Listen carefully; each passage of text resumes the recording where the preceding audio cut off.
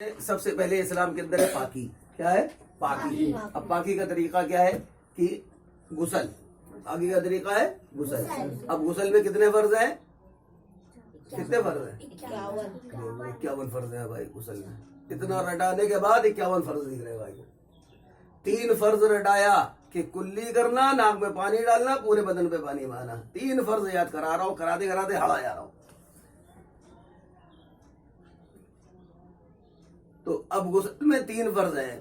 اب غسل کے جو 3 فرض ہیں اس میں سب سے پہلا ہے کہ کلی کرنا ماں غرارے کے ساتھ. کلی کرنا، منہ بھر کر کے کلی کرنا. رمضان ہو تو غرارہ نہ کرے، باقی دن غرارہ کر سکتا ہے. نمبر 2، ناک کی نرم ہڈی تک پانی پہنچانا. یہاں بھی 3 نہیں لگا، 1 ہی لگا. مطلب ناک کی نرم ہڈی تک پانی، یہ فرض ہے. 1 بار کرنا فرض ہے اور 3 بار کرنا سنت ہے. اور نمبر 3، پورے بدن پر پانی بہانا.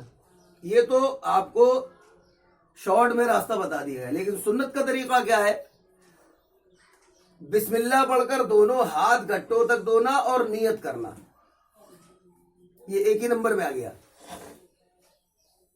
نیت کرنا کہ میں نماز کے مباح ہونے کی، صحیح ہونے کی نیت کرتا ہوں، اپنے آپ کو پاک کرنے کی نیت کرتا ہوں. دونوں ہاتھ گھٹوں تک دھونا. نمبر 2، نمبر 3، بدن پہ جس جگہ گندگی لگی ہو اس جگہ کو دھونا. سمجھ میں آ گئی؟ نمبر 4، وضو کرنا. اور نمبر 5، داہنے کندھے سے شروعات کرنا.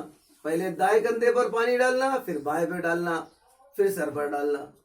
سمجھ میں آ گئی؟ پہلے داہنے کندھے پر پانی ڈالیں، پھر بائیں کندھے پر پانی ڈالیں، پھر سر پر پانی ڈالیں، پھر اپنے بدن کو ملیں، خوب اچھی طریقے سے صابن لگائیں، پھر سر سے لے کے پار تک صابن کا استعمال کریں. پھر اس کے بعد پانی جب ڈالیں تو پھر داہنے سے پانی ڈالیں، پھر بائیں پہ پانی ڈالیں، پھر سر پہ پانی ڈالیں. سمجھ میں آ گئی؟ اس ترتیب سے نہانے کا طریقہ یہ سنت ہے. اب لفظ آیا کہ 3 بار کلی کرنا، تو اس میں فرض بھی ادا ہو جائے گا اور سنت بھی ہو جائے گی. 3 بار کلی کرنا، 3 بار ناک میں پانی ڈالنا، 3 بار ناک میں پانی ڈالنا. سمجھ میں آ رہی بات نہیں آ رہی؟ تو اب یاد آ کہ کلی کرنا، ناک میں پانی ڈالنا اور پورے بدن پر پانی بہانا، یہ 3 فرض ہیں.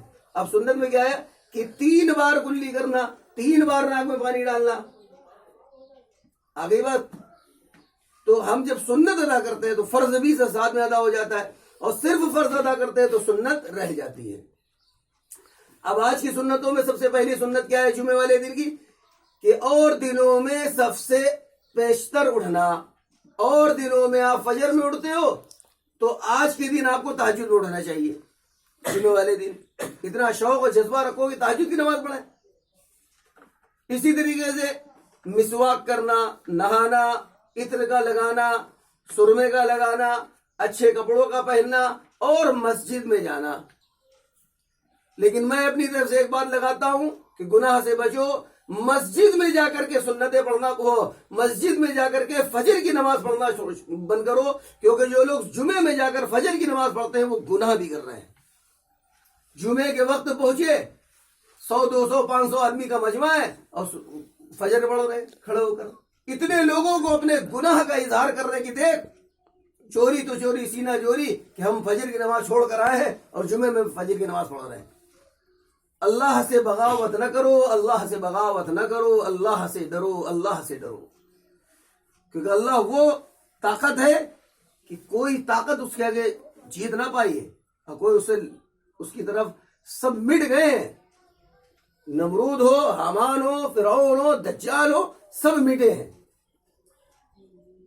اور جو نہیں مٹے ہیں وہ مٹنے والے ہیں. تو آپ نہا دھو لیجئے. فجر نہیں پڑھی، اپنے گھر میں فجر کی نماز پڑھیے. 2 سنت 2 فرض پڑھ کر کے پھر مسجد جائیے اور مسجد کے اب ارکانوں کا جو مسئلہ ہے وہ کریے. اس گناہ سے بچیے اور لوگوں کو بتائیے کہ یہ کام غلط ہے، گناہ ہے، ایسا کام نہ کریں. آپ کو سمجھ میں تو آ رہا ہے کہ ہم عبادت کر رہے ہیں، بلکہ آپ گناہ بھی کر رہے ہیں. آپ گواہ کھڑا کر رہے ہیں کل قیامت کے دن لوگ کہیں گے اللہ پاک یہ بھی تو فجر جو ہے جمعے میں آ کے پڑھتا تھا. تو اس سے بچنے کی کوشش کریں. اللہ تعالیٰ کہنے سننے زیادہ عمل کرنے کی توفیق نصیب فرمائے. آپ اسکول والے جا سکتے ہیں.